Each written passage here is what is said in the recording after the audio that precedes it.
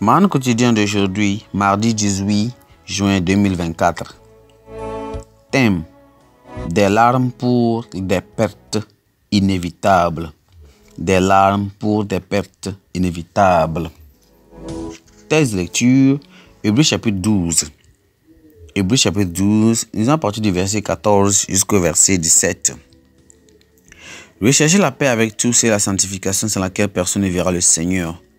Veillez à ce que nul ne se prive de la grâce de Dieu, à ce qu'aucune racine d'amertume poussant des rejetons ne produise du trouble et qu'ailleurs n'en soit infecté.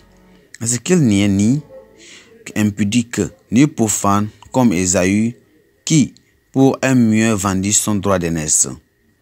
Verset 17. Vous savez que, plus tard, voulant obtenir la bénédiction, il fut rejeté quoiqu'il la sollicita avec larmes, car son repentir ne put avoir aucun effet. Car son repentir ne put avoir aucun effet. Le verset clé, c'est le verset 17 qui dit: vous savez que, plus tard, voulant obtenir la bénédiction, il fut rejeté, quoiqu'il la sollicita avec larmes, car son repentir ne peut avoir aucun effet.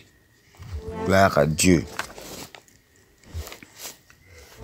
L'une des pertes les plus monumentales et regrettables enregistrées dans l'histoire est le naufrage de Titanic. L'impressionnant paquebot, qui était considéré comme insubmersible compte tenu de l'ingéniosité technique qui a été nécessaire à sa fabrication, a coulé lors de son voyage inaugural entre l'Angleterre et les États-Unis en 1912.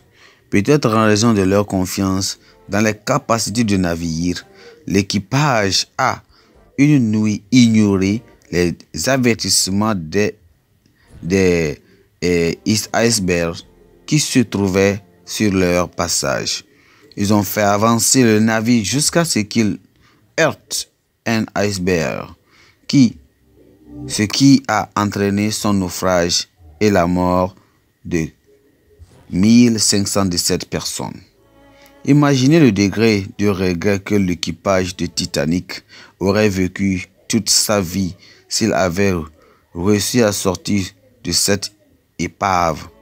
Tel fut le cas d'Ésaü, qui vendit son droit d'aînesse et regardait cette décision momentanée pour le reste de sa vie. Comme le montre le texte d'aujourd'hui, l'apôtre Paul, dans son exhortation aux chrétiens de rester fermes dans la grâce de Dieu, a fait allusion à cette perte irrémédiable. Ici, les croyants sont spécifiquement appelés à rechercher la paix avec tous et la sanctification sans laquelle personne ne verra le Seigneur. Nous sommes également mis en garde contre toute racine d'amertume, toute influence corromptrice ou bien corruptrice susceptible de provoquer une désaffection ou une rétrogradation.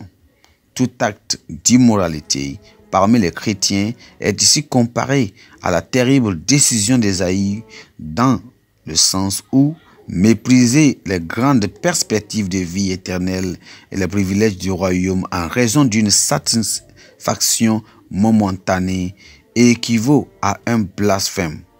Ésaïe considérait sa fin si irrésistible qu'il ne pensait pas aux conséquences considérables de la perte de son droit d'aînesse pour un simple repas. Lorsqu'il réalisa sa mauvaise décision, il était trop tard, voire impossible, pour revenir en arrière. Cette action tourmenta non seulement lui-même, mais aussi sa postérité. Nous savons que tout ce qui a été écrit d'avance l'a été pour notre instruction, afin que par la patience et par la consolation que donnent les Écritures, nous possédions l'expérience. Selon Romains chapitre 15, verset 4. On rappelle aux chrétiens des incidents comme celui afin de nous maintenir sur le chemin de la prudence, de la vérité, de la prière et de la dépendance à l'égard de la grâce de Dieu. Nous devons accorder une valeur élevée à notre héritage en Christ et ne pas la gâcher par des gratifications pécheresses de courte durée. Amen. Pensée du jour. Échanger les lois ou bien échanger les joies futures contre les jouets d'aujourd'hui est insensé. Échanger les joies futures contre les jouets d'aujourd'hui est insensé. La Bible en un nom. 1 Thessaloniciens chapitre 1 à 5. 1 Thessaloniciens chapitre 1 à 5. Amen.